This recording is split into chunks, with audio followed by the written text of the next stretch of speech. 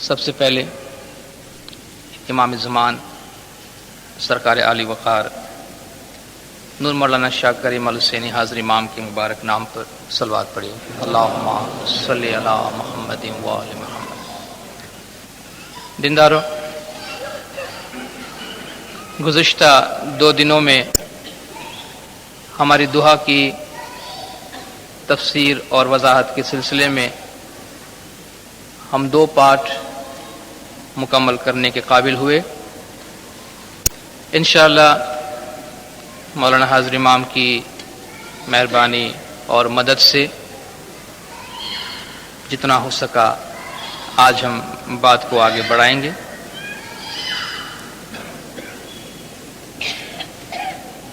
دیندارو، ہماری دعا کا تیسرا حصہ یعنی تیسرا پارٹ قرآن شریف کی ایک ایسی آیت سے شروع ہوتا ہے کہ جس کو قرآن شریف میں ایک منفرد مقام حاصل ہے۔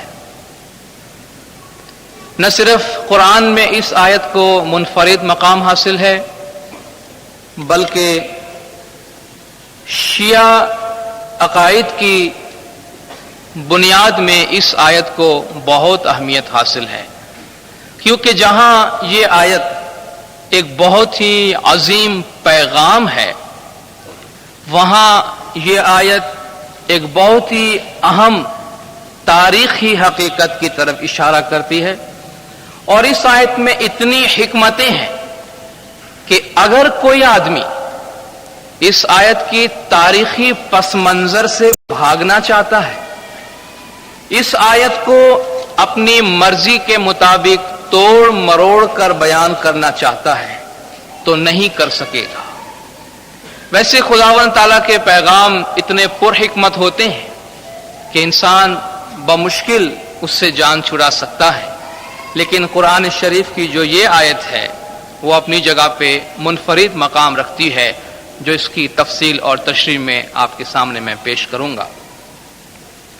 قرآن کی یہ آیت ہے، یا ایھا الرسول بلغ ما انزل الیک من ربک وَإِن لَّمْ تَفْعَلْ فَمَا بَلَّغْتَ رِسَالَتَهُ وَاللَّهُ يَعْصِمُكَ مِنَ النَّاسِ إِنَّ اللَّهَ لَا يَهْدِي الْقَوْمَ الْكَافِرِينَ۔ یہ آیت یہاں ختم ہوتی ہے کہ اے رسول پہنچا دے جو کچھ تیرے پروردگار کی طرف سے تجھ پر نازل کیا گیا ہے، اگر تو نے ایسا نہ کیا تو تو نے اپنے پروردگار کا کوئی پیغام نہیں پہنچایا۔ اللہ تجھے لوگوں کے شر سے محفوظ رکھے گا، اللہ کافر کی قوم کو کبھی ہدایت نہیں کرتا۔ دیندارو، اسلامی تعلیمات کا اور قرآن شریف کا اگر مطالعہ کریں تو معلوم ہوگا کہ ابتدائے آفرینش یعنی کہ اس کائنات کی شروعات سے، کائنات کی تخلیق سے لے کر اللہ تبارک و تعالی نے کبھی بھی انسان ذات کو ہدایت کے بغیر خالی نہیں چھوڑا۔ قرآن کا پیغام ہے وَإِن مِّن أُمَّةٍ إِلَّا خَلَا فِيهَا نَذِيرٌ، اور کوئی امت ایسی نہیں گزری جس میں کوئی ڈرانے والا نہ گزرا ہو۔ انما انت منذر ولکل قوم ہاد، اے رسول آپ ڈرانے والے ہیں اور ہر قوم کے لیے ایک ہادی ہوا کرتا ہے۔ ماضی کے لیے بھی فرما دیا کہ کوئی قوم ڈرانے والے کے بغیر نہیں رہی، اپنے حال کے لیے فرما دیا کہ تو بھی ڈرانے والا ہے، مستقبل کے لیے بھی فرما دیا کہ کوئی بھی قوم ہادی کے بغیر خالی رہنے والی نہیں۔ اس لیے خداوند تعالیٰ کہتا ہے کہ جس طرح کل ہم نے حجت الامر کے بارے میں بات کی کہ زمین پر خدا کا حجت ہمیشہ قائم ہے، حجت کے بغیر زمین کبھی قائم رہ نہیں سکتی، اور یہی وجہ ہے کہ شیعان علی کا اور اسماعیلیوں کا یہ عقیدہ ہے کہ امام زمان کے بغیر زمین اگر ایک پل بھی خالی رہے تو درہم برہم ہو جائے، یہ نظام قائم نہیں رہ سکتا۔ تو جس طرح خداوند تعالیٰ نے ماضی میں کسی بھی قوم کو ہادی کے بغیر نہیں چھوڑا، اور خدا خود فرماتا ہے کہ سنت اللہ التی قد خلت من قبل خدا کی یہ سنت ہے، خدا کی یہ عادت ہے جو پہلے گزر چکی ہے. فلن تجد لسنت اللہ تبدیلا، خدا کی اس سنت میں، خدا کے اس سسٹم میں، خدا کی اس عادت میں مستقبل میں بھی تم کوئی تبدیلی نہیں پاؤ گے. ایک بات ثابت ہو گئی کہ خدا ہر زمانے میں بنی نوع انسان کے لیے ہادی کو زمین پر قائم اور دائم رکھتا ہے. عام طور پہ دنیا بھر کے مسلمانوں کو اس بات سے تو کوئی انکار نہیں کہ آدم علیہ السلام سے لے کے خاتم النبیین صلی اللہ علیہ وآلہ وسلم صلوات اللہ علیہ تک خداوند تعالیٰ نے انبیاء علیہم السلام کو بھیجا. اچھی بات ہے، لیکن مسئلہ اس کے بعد کا ہوتا ہے. اسماعیلی تعلیمات کے مطابق، شیعہ تعلیمات کے مطابق ہر دور کے جو بڑے ناطق ہوتے ہیں، جو صاحب شریعت پیغمبر ہوتے ہیں، وہ اپنے بعد ایک صاحب تاویل اساس یعنی امام کو مقرر کر جاتا ہے. حضرت آدم نے شیس کو مقرر کیا، حضرت نوح نے سام کو مقرر کیا، ابراہیم علیہ السلام نے اسماعیل کو کیا، موسیٰ علیہ السلام نے ہارون کو کیا، عیسیٰ علیہ السلام نے شمعون کو کیا. اور یہی طریقہ حضور اکرم صلی اللہ علیہ وآلہ وسلم صلوات اللہ علیہ کے وقت میں رہا کہ آپ نے مولا مرتضی علی کو اپنے بعد اپنا جانشین مقرر کیا. اور اسی کی طرف اشارہ کرتے ہوئے خدا فرماتا ہے کہ اللہ وہ ہے جس نے 6 دن کے اندر زمین اور آسمان پیدا کیے. وہ 6 دن روحانی 6 دن ہے جو آدم سے لے کے نبی صاحب تک 6 بڑے پیغمبر اور 6 ان کے ناطق، یہ ملا کے عالم دین یعنی روحانی دنیا کی تخلیق ہوتی ہے. جس طرح دوسرے سارے پیغمبروں کو، بڑے نطقاء کو، ناطقوں کو حکم ہوا تھا، اسی طرح نبی صاحب کو بھی شروع ہی سے یہ حکم دیا گیا تھا کہ آپ کو اپنے بعد اپنے بھائی اور اپنے داماد امیر المومنین مشکل کشا مولا مرتضی علی کو اپنا جانشین بنانا ہے. تاریخ اسلام کا مطالعہ کرنے سے آپ کو معلوم ہوگا کہ پیغمبر کے آگے پیچھے کچھ لوگ ہمیشہ ایسے رہیں جو پیغمبر کی ہر مرضی کو قبول کرنے کو تیار نہیں تھے. اور یہ کوئی نئی بات نہیں، یہ بات اس سے پہلے بھی ہوئی اور اس کے بعد بھی ہوئی. آپ کو ہر امام کے زمانے میں بھی آپ دیکھیں گے امام کے ارد گرد کچھ ایسے لوگ رہتے تھے جن کو بڑا مقام امام ہی نے دیا تھا. لیکن کبھی کبھی آپ دیکھیں گے سیاسی حالات ایسے ہو جاتے ہیں کہ امام کو بھی سیاست کی وجہ سے اپنے ہی بنائے ہوئے وزراء کے ڈسیشنز کے معاملے میں ان کا قیدی بن کے رہنا پڑتا تھا. اور یہ دنیاوی معاملات ہیں، یہ کوئی نئی بات نہیں. اور نبی صاحب کی مرضی کو بہت سے لوگ جو آپ کے ارد گرد رہتے تھے وہ قبول نہیں کرتے تھے. یہ بھی ایک قدرتی بات تھی کیونکہ یہ انسانی کمزوری ہے. اور ہر انسان کی یہ خواہش ہوتی ہے کہ دنیا کا بڑے سے بڑا آدمی وہ بن جائے اور دنیا کا بڑے سے بڑا منصب اس کو مل جائے. اور اس منصب کے لالچ میں، اس منصب کے خواہش میں وہ سیاہ سفید جو اس کے جی میں آتا ہے کرتا رہتا ہے. تاہم نبی صاحب کو الہی پیغام تھا، خدا کا پیغام تھا کہ آپ کو مولا مرتضی علی کی امامت کا اعلان کرنا ہے. تو نبی صاحب نے جو اسلام کا اعلان کیا اپنے گھر سے سب سے پہلے، تو اسلام کی اور آپ کی نبوت کی تصدیق، کنفرمیشن کرنے کے معاملے میں آپ نے مولا مرتضی علی کو سب سے آگے رکھا کہ پہلا ثبوت، میری نبوت کو ماننے والا، میری نبوت کے کنفرمیشن دینے والا سب سے پہلے علی تمہارے پاس ہے. جب رشتہ داروں کے درمیان بات ہوئی، اہل قریش کو جمع کیا، خدا کا فرمان ہوا کہ فَاصْدَعْ بِمَا تُؤْمَرْ أَنذِرْ عَشِيرَتَكَ الْأَقْرَبِينَ، اپنے فیملی والوں کو ڈراؤ، اہل خاندان کو جمع کیا، خدا کا پیغام سنایا، فرمایا اس کام میں کون میری مدد کرے گا؟ مولا مرتضی علی کھڑے ہوئے، میں آپ کی مدد کروں گا. 3 مرتبہ یہ کہنے کے بعد آپ نے خود نے اعلان کر دیا یہ علی ہے جو میرا بھائی ہے، میرا خلیفہ ہے، میرا وصی ہے. روحانیت کے معاملات ہو یا دنیاوی معاملات ہو، انتظامی امور ہو یا جنگ ہو، میدان جنگ ہو، مولا مرتضی علی ہمیشہ پیش رہے، لیکن قرآن میں خدا کہتا ہے ام یحسدون الناس علی ما آتاہم اللہ من فضلہ، خدا نے اپنی مہربانی سے جو کچھ ان کو دیا ہے اس پہ یہ عوام، یہ پبلک حسد کرتی ہے. یہ حقیقت ہے. اس لیے خدا کہتا کہ خدا نے اپنے فضل سے پیغمبروں کو اور اماموں کو جو کچھ دیا ہے وہ باہر والے ان کو دیکھ کے حسد کرتے ہیں، جلتے ہیں.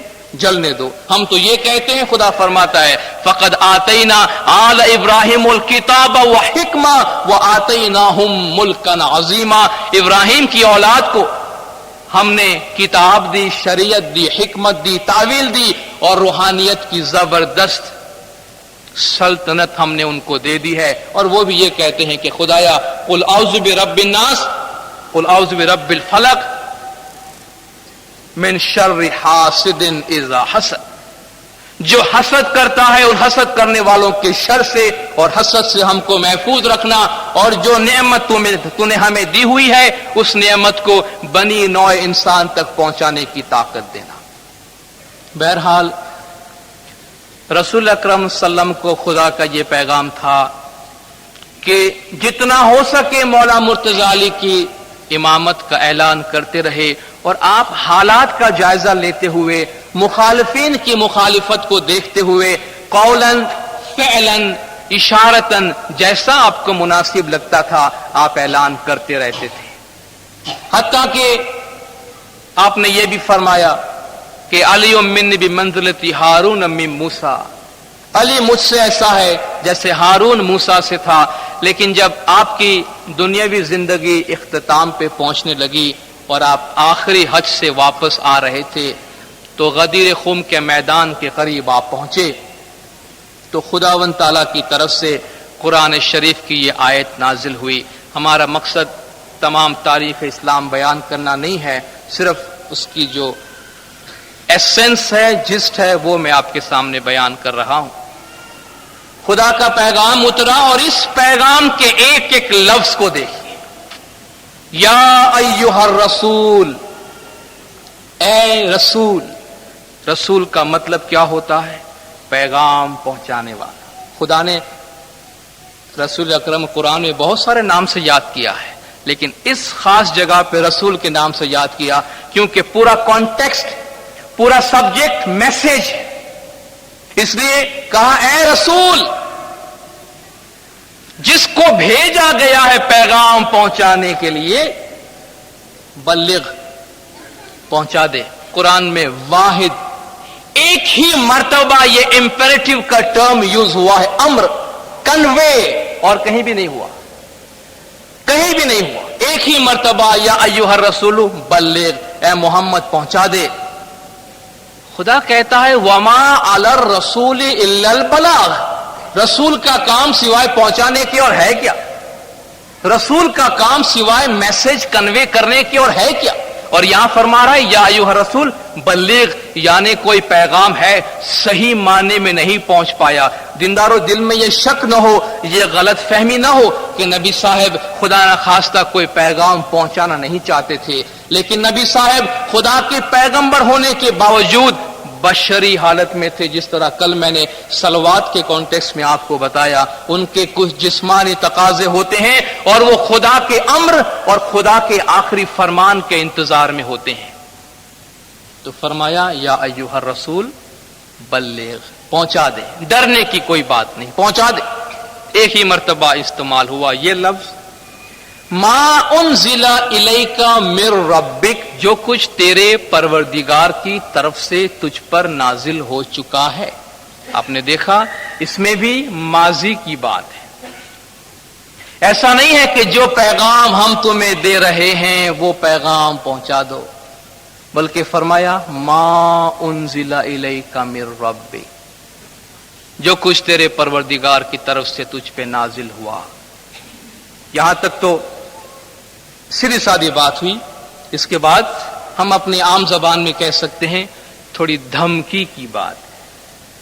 خدا کی جانب سے جلال اور دبدبے والا ایک جملہ ہے، وَإِن لَّمْ تَفْعَلْ فَمَا بَلَّغْتَ رِسَالَتَهُ. پورا قرآن گواہ ہے، پڑھ لیجئے.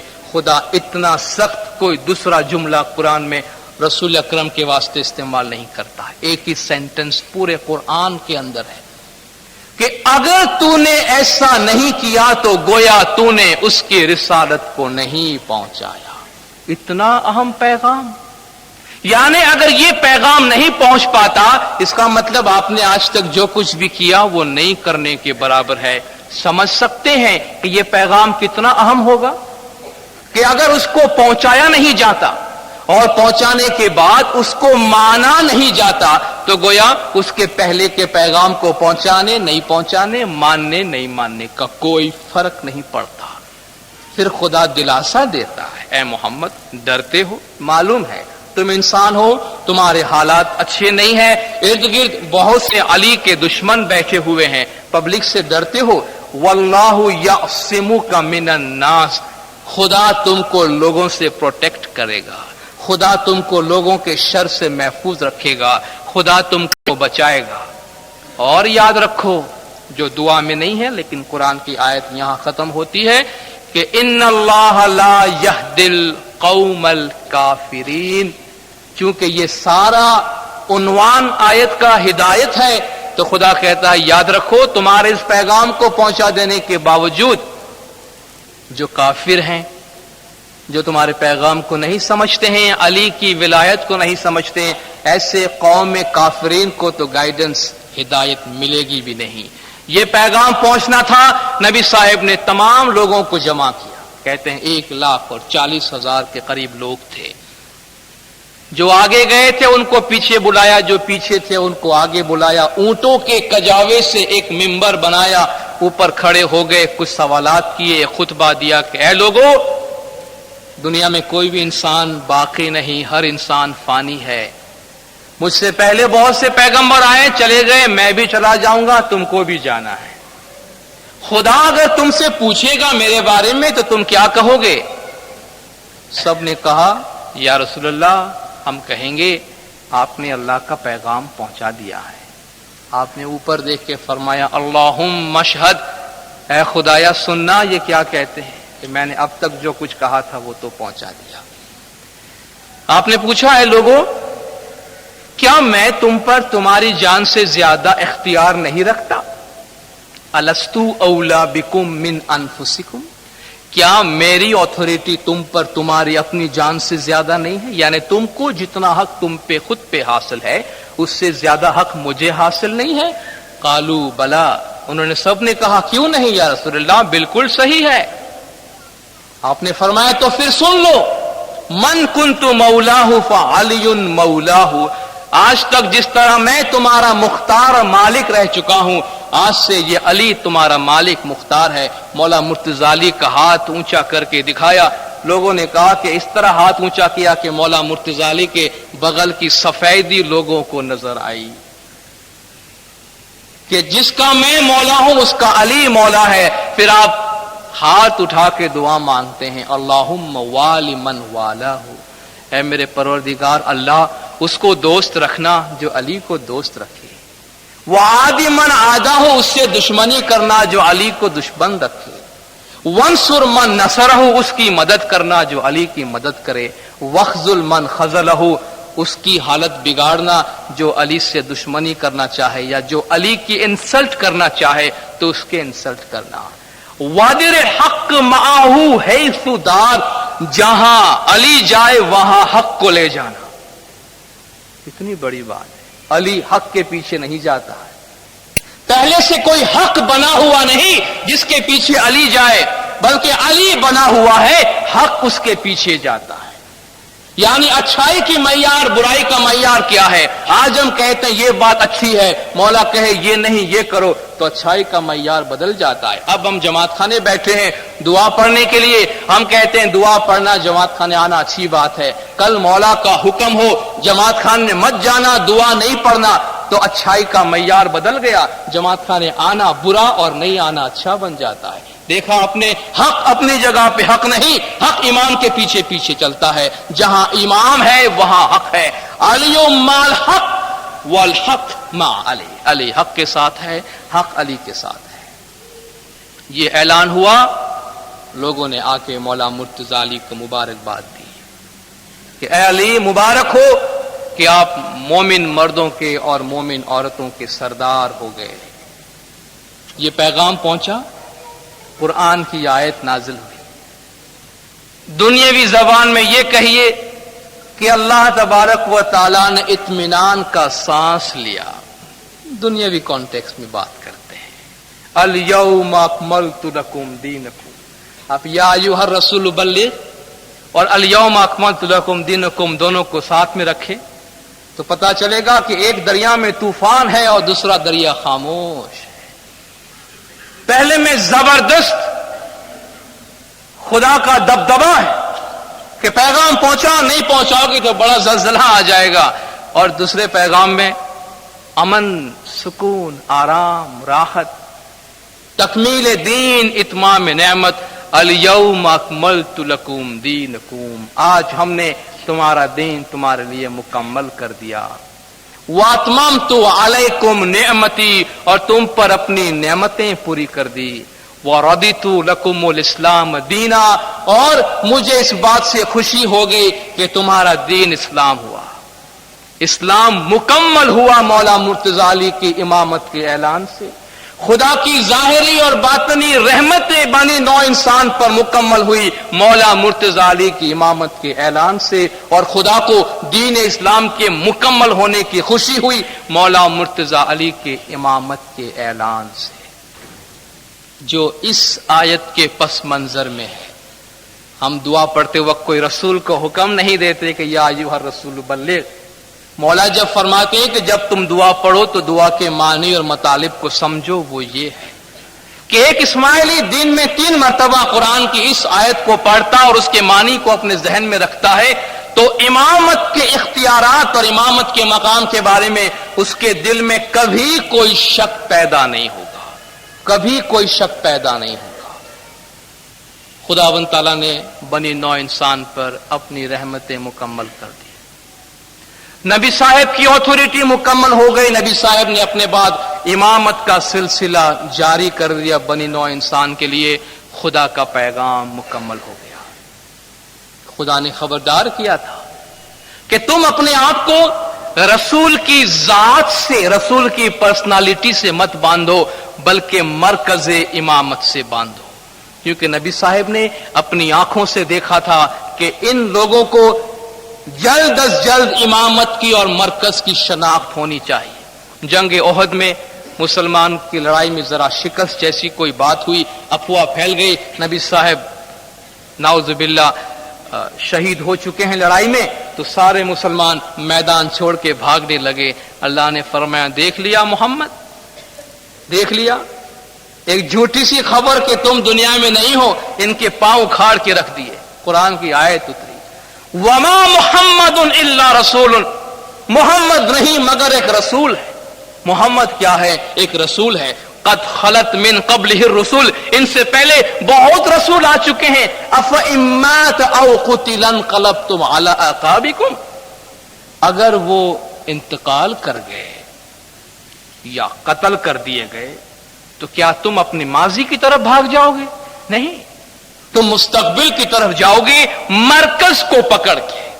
اور نبی صاحب نے اس لیے اس بات کا اہتمام فرمایا، خداوند تعالیٰ کے حکم کے مطابق کہ امامت کا سلسلہ جاری رہے تاکہ مسلمانوں کا شیرازہ بکھرنے نہ پائے۔ لیکن دینداروں، آپ تاریخ اسلام سے اچھی طرح واقف ہیں، وہ بات نہ ہو سکی سیاست کی وجہ سے، دوسری نفسانی خواہشات کی وجہ سے۔ مسلمانوں کا ایک ایسا گروہ بھی نکلا جنہوں نے مولا مرتضی علی کی امامت کو تسلیم کرنے سے انکار کیا، لیکن الحمدللہ خداوند تعالیٰ کا لاکھ لاکھ شکر ہے، خداوند تعالیٰ کا لاکھ لاکھ احسان ہے کہ ہم نے اس تاریخ کو زندہ رکھا، ہم نے خداوند تعالیٰ کے اس پیغام پہ عمل کیا اور امامت کے دامن کو پکڑے رہے۔ خدا فرماتا یہ تم پر میرا احسان ہے۔ اگر کوئی مسلمان بنتا ہے تو خدا کہتا ہے تم نے مجھ پہ احسان نہیں کیا۔ یمنون علیک ان اسلموا، یہ مسلمان تم پہ احسان جتاتے ہیں کہ ہم مسلمان ہوئے، قل لا تمنوا علی اسلامکم، ان سے کہو تم ہم پہ اپنے اسلام کا احسان مت دکھاؤ، بل اللہ یمن علیک ان ہداکم للایمان، بلکہ خدا نے تم پر احسان کیا ہے کہ اس نے اسلام کی طرف، ایمان کی طرف تمہاری رہنمائی کی ہے۔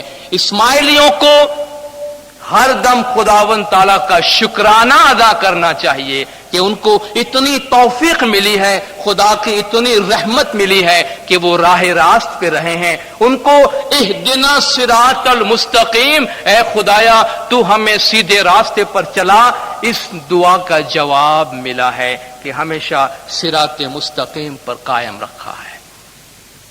قرآن شریف کی یہ آیت جو ہماری دعا میں ہے، یا ایھا الرسول بلغ، وہ ختم ہوتی ہے واللہ یعصمک من الناس۔ پھر ہم کلمہ پڑھتے ہیں اور خداوند تعالیٰ کی کچھ صفات کا اعلان کرتے ہیں۔